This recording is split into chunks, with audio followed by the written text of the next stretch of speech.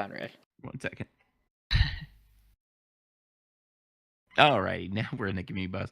We can't hear that on when Mox does that, so we have to do this moment of silence, and we didn't quite let Conrad know about that. So now this is on with Conrad. So what have you come across in your 5.0 as far as balancing and stuff? I mean, okay, so let me just start by saying that there's obviously a very large topic that can be discussed endlessly. So today we're going to, at least initially, we're going to talk about sorcerers, right? As being one of the, let's say, standout classes as far as the implications of 5.0 changes go. And really, I don't think we need to waste a bunch of time. We can just kind of get into the meat of it all, really. Sounds good. Which is that primarily, you know, first and foremost, sorcerers are certainly a lot worse off, right? Let's just let it be said. Sorcerers are not doing very well as DPS, right? That's something I need to kind of add on to clarify. Sword healers are not suffering currently, but the other specs, right, like both lightning and madness, are, you know, just not very competitive for practically any. To what degree are we talking? Like 5% worse, 10% worse? Like how much worse? Right. Yeah. So the thing is, you can only quantify the performance issues to an extent, because the main problem, the main reason, at least as far as PvE goes, let's begin with that, because of course PvP is always more difficult to quantify as well, and a lot more factors play into it. But if we start off with how they're doing in PvE as a DPS in operations, then it's really just kind of gone to the point where there's a critical mass of facts that, let's say, aren't particularly favorable to Sorks, that just kind of adds up, and it's just reached a point where you don't really want one if you have any other option. So what are those issues, right?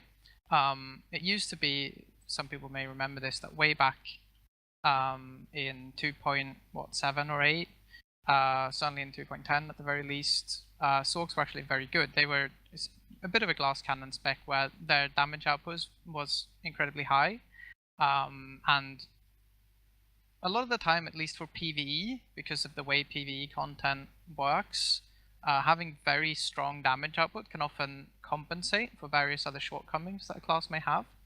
But this is no longer the case in 5.0.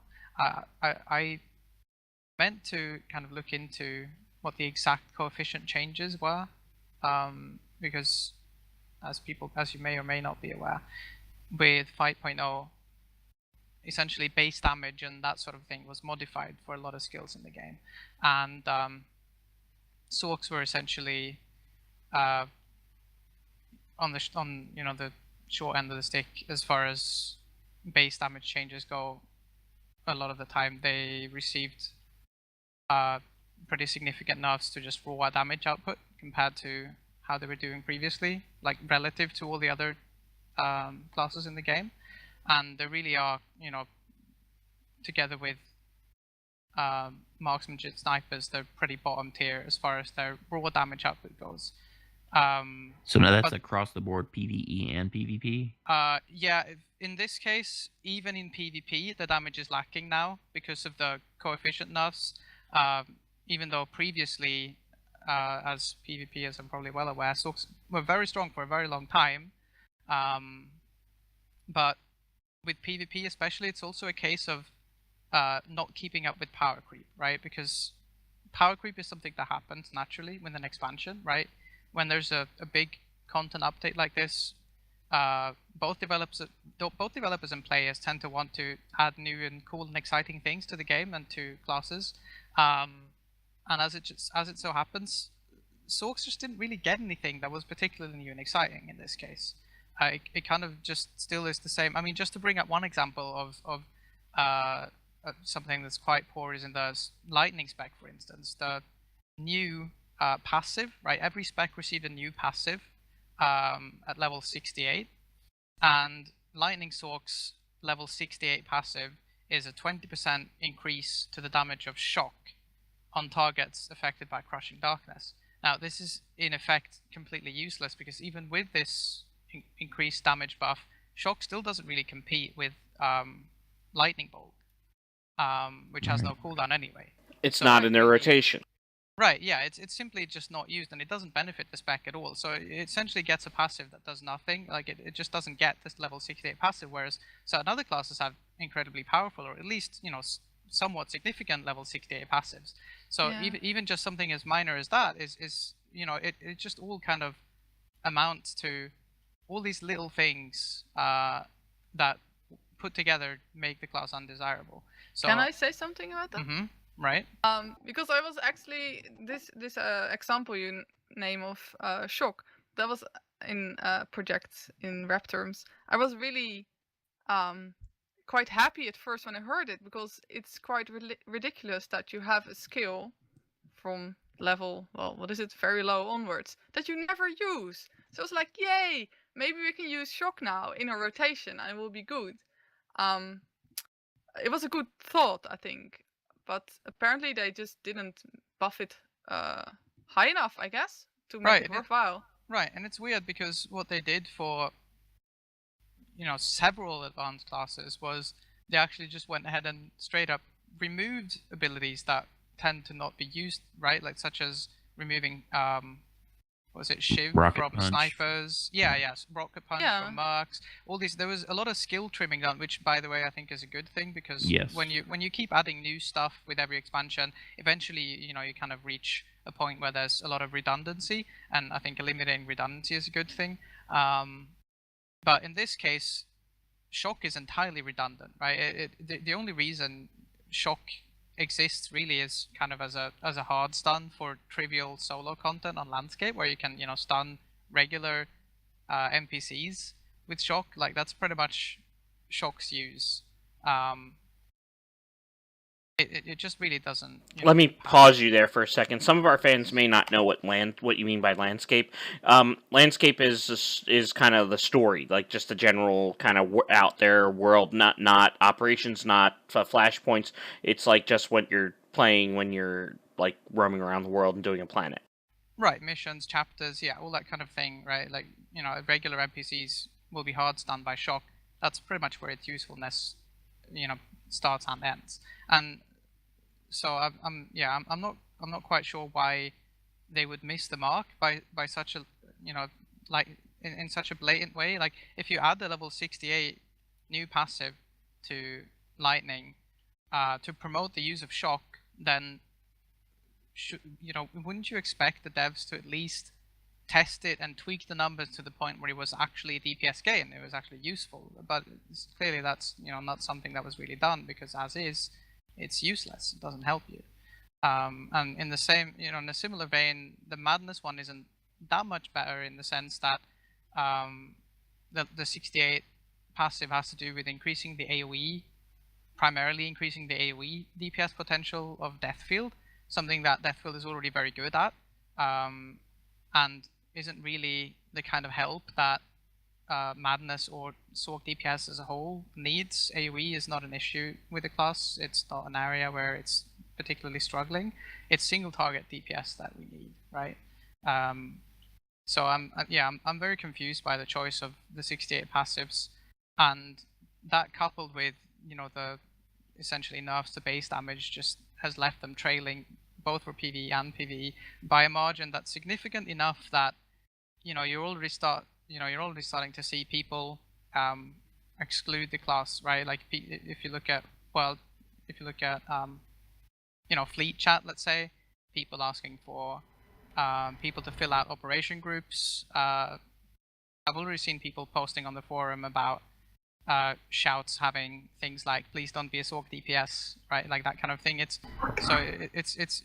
already gotten into the perception of players as well. Sages need not apply. Right. Sages need not apply. Indeed, yeah.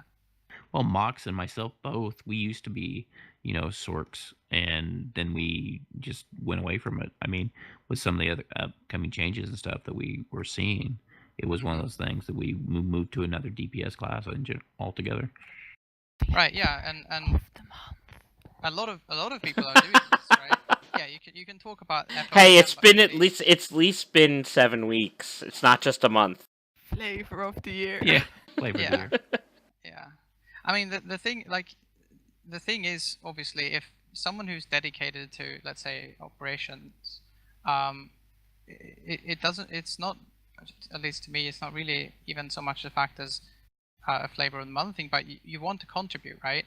If you're a dedicated and a driven raider, then you want to contribute as much as you possibly can, right? If you care about your performance, and you should, then it just makes sense. It's just the most logical thing you can do is play a different class. If you don't have some incredible emotional attachment to a certain class for whatever reason, then you can't.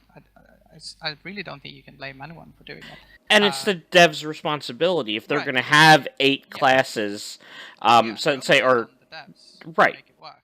they need to make these all I mean, granted, they all cannot be 100% even. We know that there's going to be some variance, Of course. but a reasonable amount of variance in there, so that if somebody wants to play a Sork or a Sage, they should be able to, and be Yeah. able to bring that into the hardest content and perform enough to get that content down. There should be Right. interchangeable with DPS and stuff like that. Right. I mean, I think the most important thing, because of course we don't want all the classes to be the same either, because then there's no point having different classes. But something that I'm always a big proponent of is to, at least, I think at the very most basic, each class should have something that stands out that they can do better than anything else, so that there is always that one aspect, one reason to bring a certain class over another, right? And currently, the only thing that Sorks really have that's of any real substance or value for PvE DPS is the class buff, right? Unlimited power and force barrier. And the usefulness of both of these simply don't outweigh all of the negative traits. No, because if you want the class buff, you're just gonna bring a Sage healer. Sage healer, yeah. Because Right, everyone wants exactly. those. They're Yeah, yeah. great. Exactly, you can bring a Sage healer to get the class, and even then, the Sorks DPS outputs is so far behind that having the class buff won't really make up for it, right? You might increase the DPS of your group by a reasonable amount for 10 seconds, but really, if that's for 10 seconds over the course of a whole fight, the fact that you're not contributing as much for the rest won't, it just doesn't make up for it. It doesn't compensate. And yeah, like you say, you can even just bring a Sork healer. And in terms of force barrier, you can use force barrier to kind of cheese out certain mechanics, but there's so many other abilities that can be used in a similar way that it doesn't really offer anything unique. And on the other hand, Sorks do have several significant weaknesses, such as incredibly low survivability in PvE, right? They're very squishy. There's light armor. They don't have particularly impressive defensive cooldowns or passives to help them mitigate taking unavoidable damage. And their mobility is also very lacking compared to, let's say, Mercs, right, which are incredibly mobile. All of the melee classes, which all receive mobility increases with 5.0, changing abilities such as Ravage to being instants, right? All the melee classes in the game have complete mobility now, right? They never need to stand still to do anything, whereas Sorks are still stuck having to stand still and channel Force Lightning, etc. a lot of the time, right? More than any other class that you can think of except Sniper. And Snipers have so many other things going for them. Right. So now, on the side of PvP, I know you said the damage is still low. Is there? Right. Are they still some of the utilities and stuff? Is that what makes them perceived as still being viable? I know some people have talked about, I hate those dang Sorks or whatever, blah blah blah in PvP. Yeah. Okay. So I think there's a lot of layers to PvP, and how Sorks perform at various, let's say, at various levels of skill and competitiveness. In my opinion, at let's say highly competitive formats like ranked, especially group ranked, etc., or I mean even solo ranked really, Sork DPS are certainly suffering now as well. Whereas previously, you know, they would often be very high on the leaderboards. I think it's pretty safe to say that Sorks that are high on the leaderboards now are pretty much all healing, because healing is still very strong. But DPS is it really is just weak. I mean, again, reduced damage is a big deal when there's a lot of power creep with so many other classes, right? We've had incredible power creep for mercenaries, for instance, to name one. There's been power creep with marauders. There's been power creep with snipers. There's been power creep with, you know, practically any class that well, maybe not every class, but it's at least, let's say, the big ones, right, in terms of power creep. Marauders, mercenaries, snipers, assassins, all these four have had very significant power creep in the DPS slots. Whereas Sorks, again, have really not gained much of value.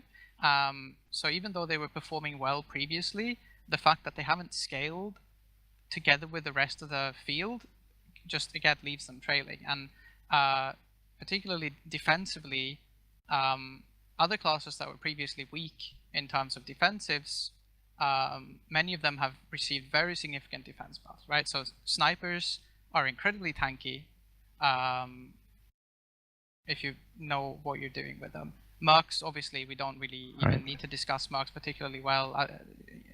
Obviously, it's different in a team ranked setting, obviously, because a lot of the Merc new, let's say, this power of the new Merc cooldowns kind of rely on you being hit, right, to get the full value. Both with the reflect and with the utility for the power shield that you know, heals you up when it expires. But certainly for, you know, let's say less organized formats like solo ranked regs, there's incredible there's incredible power creep. Yeah, it's enormous, right? They've gained so much.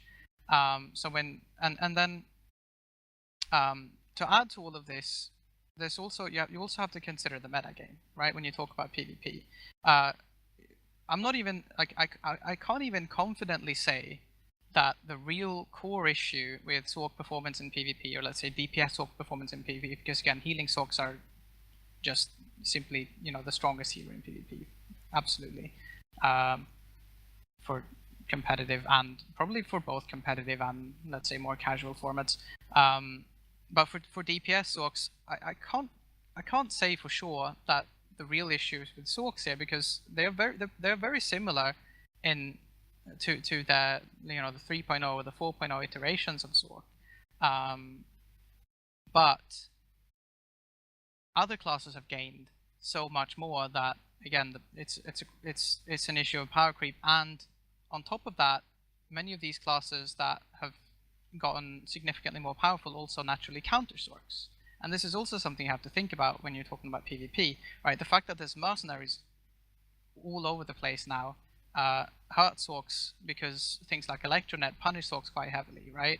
With disabling force barrier, etc., which is one of the, you know, let's say one of the big reasons to play a Sork in PvP, is that barrier can potentially be a very strong focus breaker / escape skill, etc. Can provide you a lot of longevity, but when there's so many Electronets around, you often can't take advantage of it as much as you would like. Or even if you reserve your stun breaker, let's say, so that when you get Electronet you can still barrier, that means you can't use your stun breaker when you get CC'd regularly, right? So that really also has a significant impact.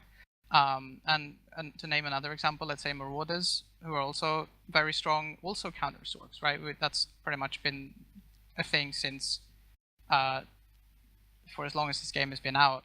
Marauders have, you know, at least for significant eras of this game, have been very good against Sorks.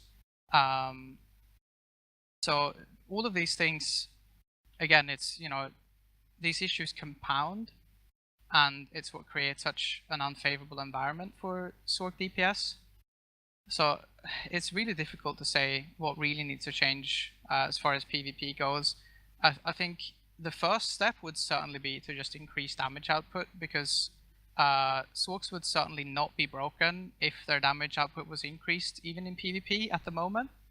I was gonna At least not say- for competitive formats. Like people, again, like you say, you've had people complain about Sorks. Probably in regular war zones and such. Of course, they can still Right. be powerful when you play well, but in regular war zones, it's such a chaotic format and it lacks strategy. You know, a lot of the time. So you can't really use it as a measuring stick for balance, in my view, not too much at least. And it's also exactly the kind of format where Sorks shine, because the more targets you have to hit, the more you can, you know, abuse things like dot spreading and excellent Sork AoE. And you're also more invisible when there's 8 targets. You can be like, Sorks are good at being slippery, right? Right. And that aspect is also, let's say that aspect is more significant in war zones.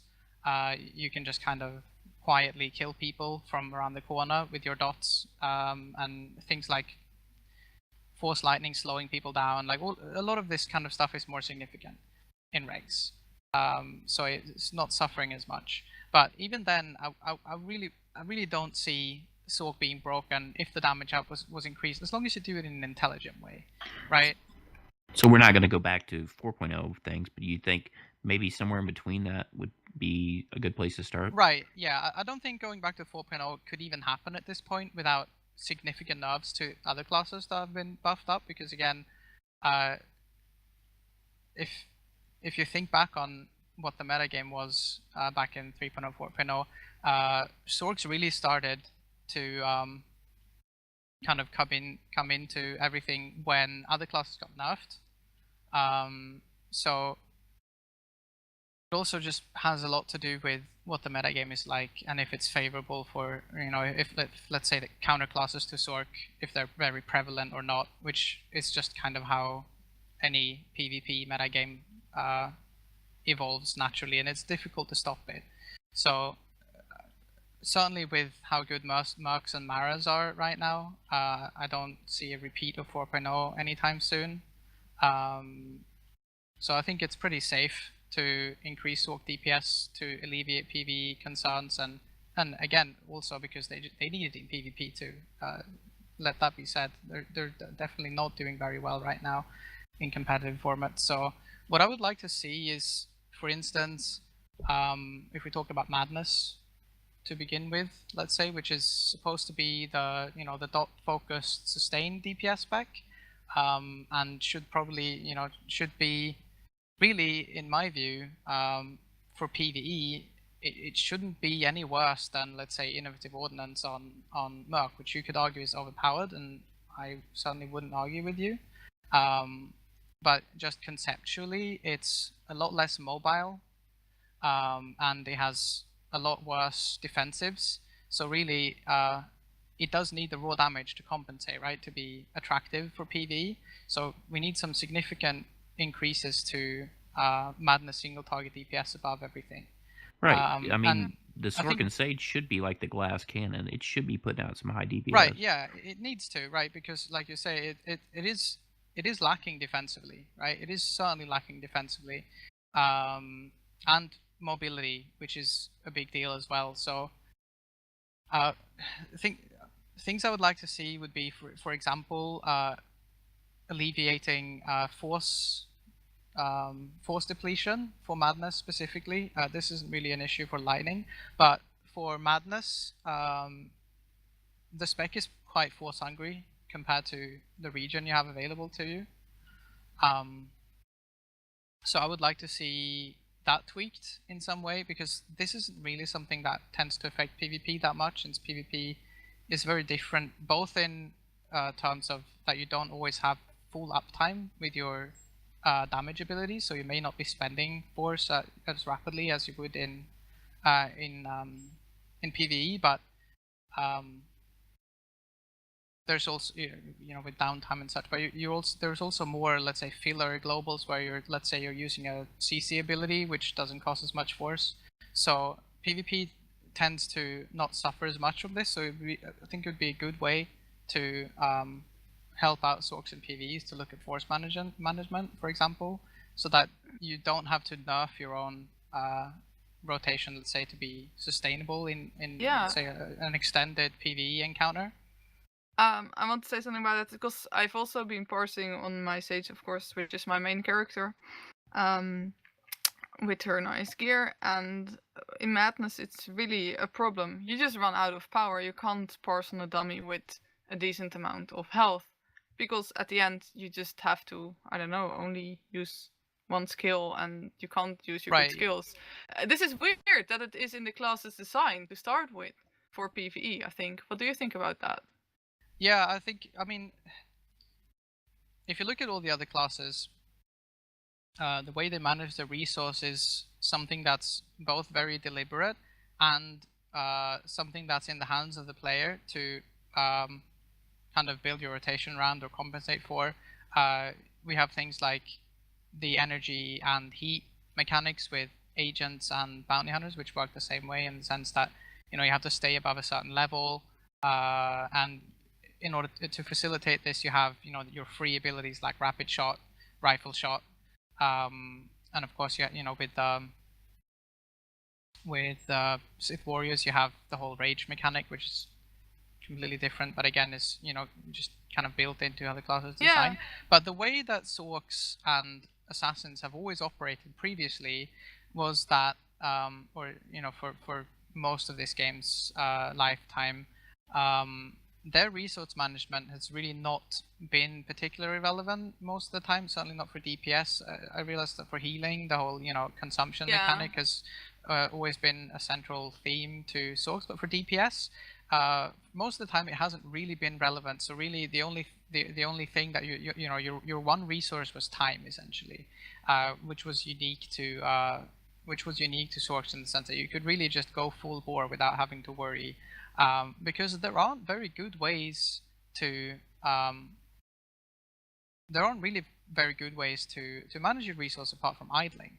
And idling is very let's say it feels very frustrating to the player. I don't think idling is a solution. By idling, I mean essentially doing nothing, or doing very bare minimum, like just casting Force Lightning without doing anything else. I think with most other classes that have resource management, you can use your free abilities to enable your high priority abilities to be used on cooldown without having to have significant downtime. Whereas with the Sork, that isn't really the case. If you want to use all your exciting abilities, Death Field, all your dots, Demolish, etc. If you want to do all this on cooldown, then there's very little room for much else than Force Lightning for the rest of your global cooldowns if you want to have force sustainability. And I think it's very it isn't good from a gameplay perspective to have a spec work like that. You have this whole mechanic where you channel Force Lightning to build stacks of Wrath, and then you consume them to get an instacast increased damage ability, right? Either Demolish or Lightning Strike. And for extended PvE encounters without downtime, you cannot sustain this for very long. You can sustain it, I don't remember how many minutes it is, but you can only sustain it for a certain amount of time before you will be dry if you're going, all out. And I think that is an issue, because the only way you can compensate is simply by dropping abilities from your rotation, and it just feels bad for the player.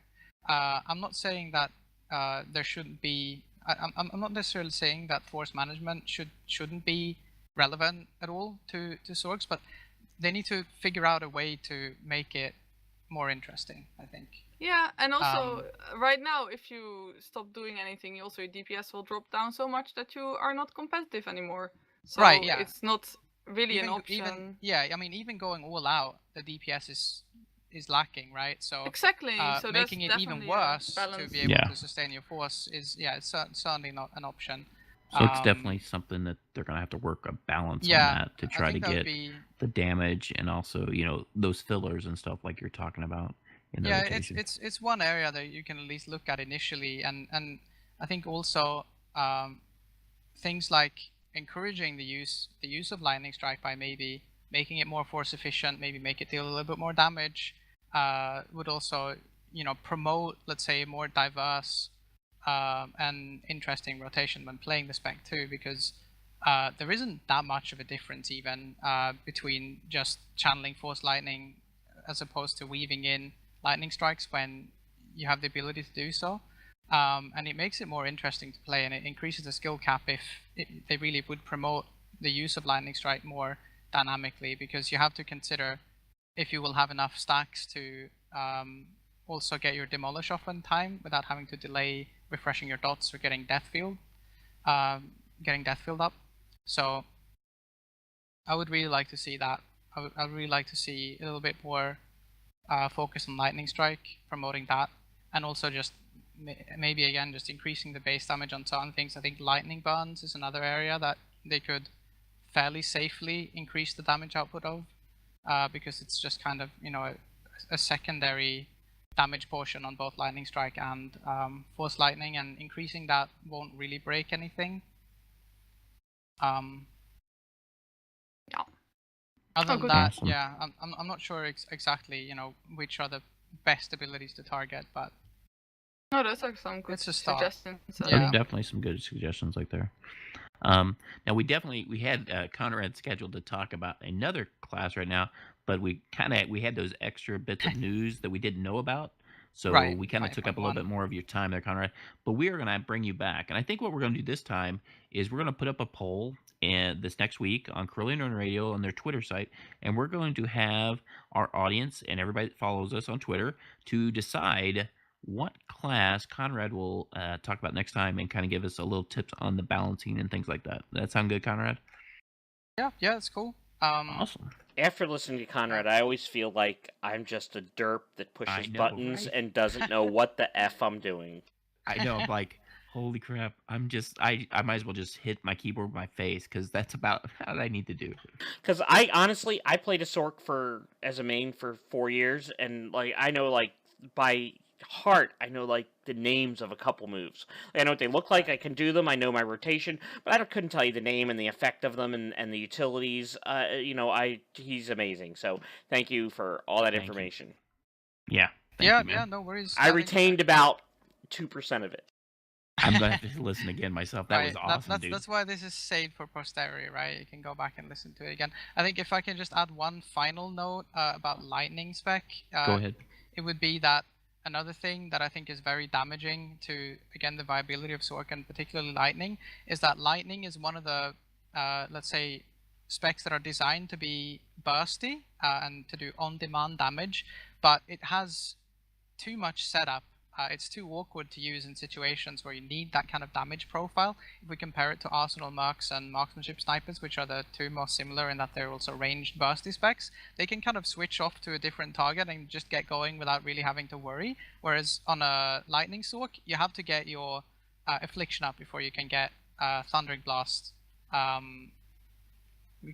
Before you can get the automatic crit on Thundering Blast, right? Which is kind of what the whole thing Right. is built around. And the fact that you always have to spend this extra global putting a useless dot on something that's about to die very quickly, because you're like, let's say you're switching onto an ad and you're about to burst it down, you need to put this stupid dot on that's not going to get full value out of the damage. It's a really, really big problem as well, and something that should maybe be re-examined, because it really isn't working. For target switching fights, Sorks are incredibly punished compared to Yeah, especially other definitely. rage classes. It's a big, And big, have big, big been. problem. Yeah, it's Have one of been for the the major whole game, basically. it's a major reason again why Sorks are undesirable, because often when these types of specs are needed, it's incredibly important that you can switch onto a target and just get going, right? Just hit the ground running. You look at things like Gate Commander Draxus and Dread Fortress, for instance, when you get a new wave of ads, so you need to kill certain high priority targets incredibly quickly. The clock phase on Dreadmaster Brontes, again in the same operation. These kind of situations, it is incredibly poor that you have to spend a global putting a useless dot on a lot of the time, or maybe not have to, but at least that you lose so much potential if you don't do it. It really hurts. It really hurts the spec too. So it's also something I would really like to see some kind of tweak to, let's say. Right. Apart from Yeah. fixing bugs and such, but yeah.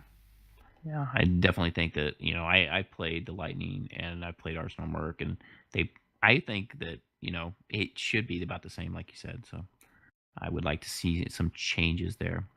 So, in light of everything we got learned about that, we are going to do a 30-day sub code right now. Oh, can I So, win this one? no, you can't win this one. JT, I never win anything. You never win anything. You're part of the show, man. Sorry. So again, we're going to ask, hey, Mox, you want to mix those numbers up again? And we're going to have Conrad pick another number.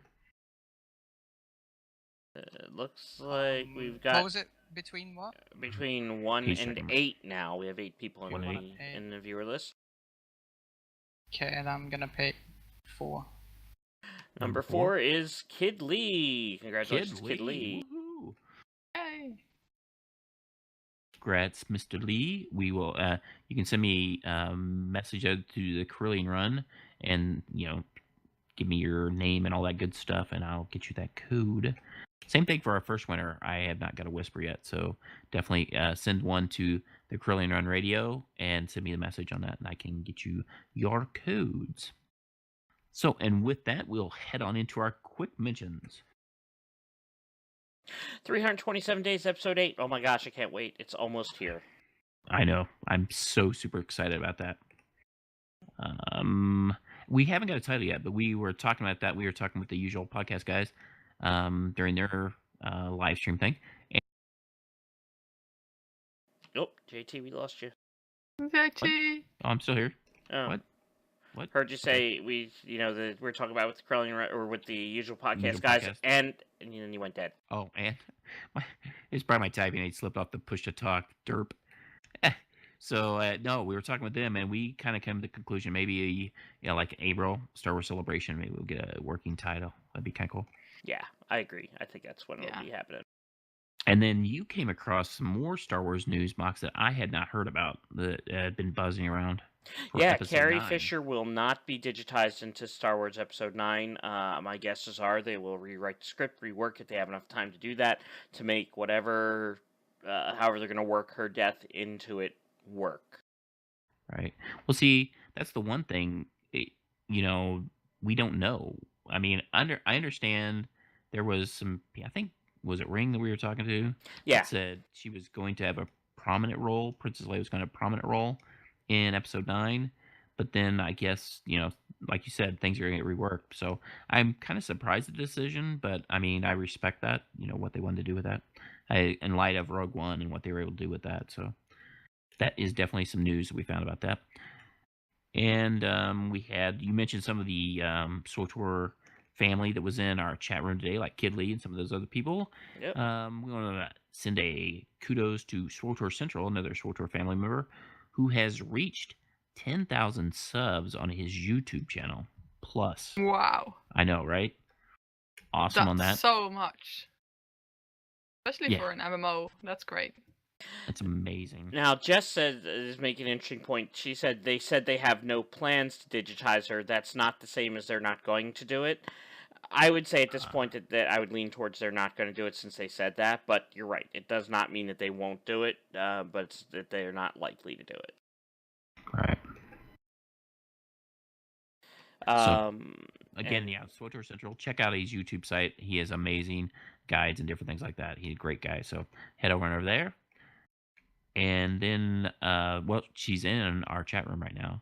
Jessie from the Stardust Legacy is now an influencer in the SWTOR community.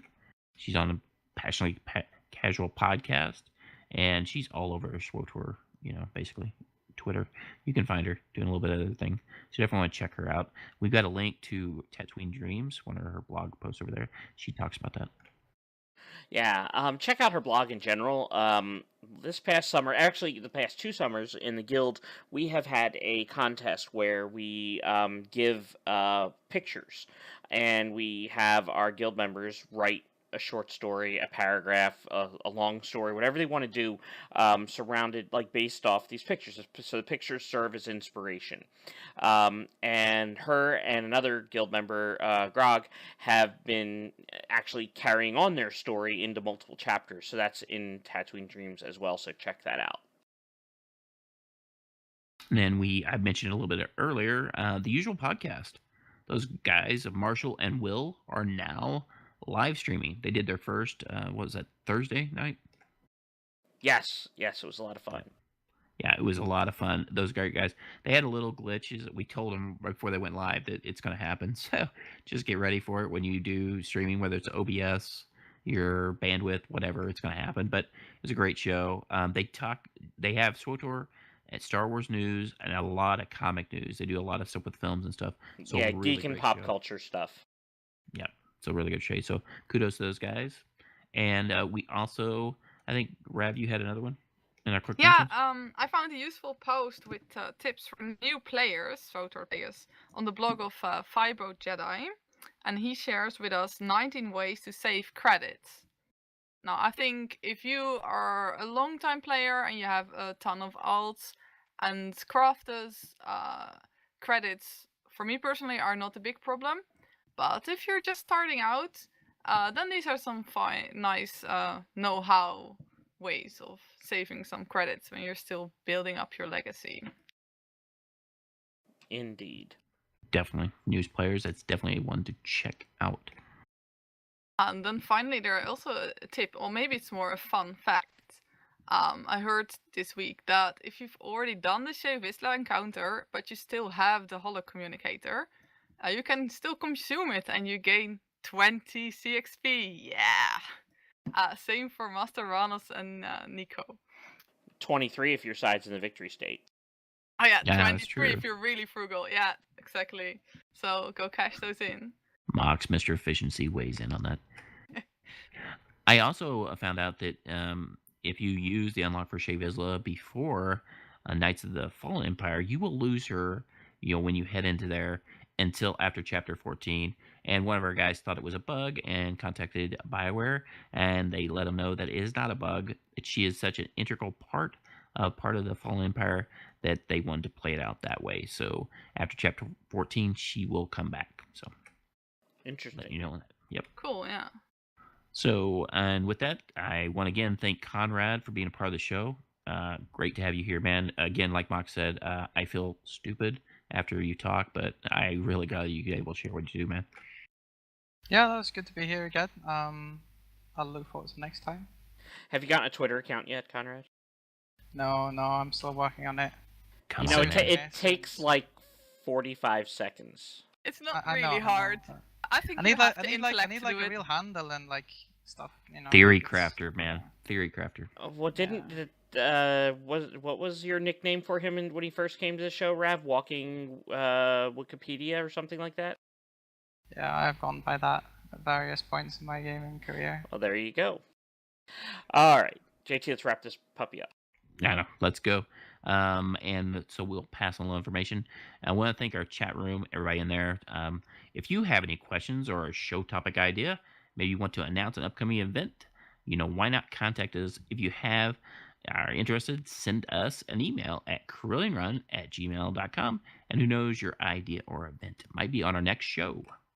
Please take a moment to leave us positive feedback on iTunes. Subscribe to our podcast on iTunes or your favorite podcast app. And again, for any information or anything like that, questions or discussion topics, send us an email at CorellianRun@gmail.com. And you can also find us on Twitter, and the address is @CorellianRun. Feel free to follow our personal Twitter pages as well. You can find Jason at JT_Holonet. Mox is at FTWorthJim, and my Twitter handle is Rav_Griffin. If you're on Facebook, like our Facebook page and or join our Facebook group. You can also leave a voicemail for us on our website, CorellianRun.com, or our Facebook page that could be featured on a future show. And finally, if you'd like to be a writer or submit content for our website, send an email to CorellianRun@gmail.com. That's going to wrap it up for us here at Corellian Run Radio on our extended Conrad edition. Want to definitely thank everybody that stayed with us in the chat room, our fans, followers, and we'll give a special shout out to those sending, hosting us there. Kid Lee, Hyperspace Beacon, as Larry Everett. I want to appreciate those guys. If you guys are in the chat, click on their name, give them a follow, give them some love back. Definitely appreciate that. And everybody else that was tuning in, thank you. And until next time, I'm Jason. I'm Rav. And I'm Mox. May the Force be with you, or keep those blasters by your side, kid. You've been listening to Corellian Run Radio, a Star Wars Old Republic podcast. Tune in next time to hear Mox say, I really feel stupid compared to Conrad. End transmission.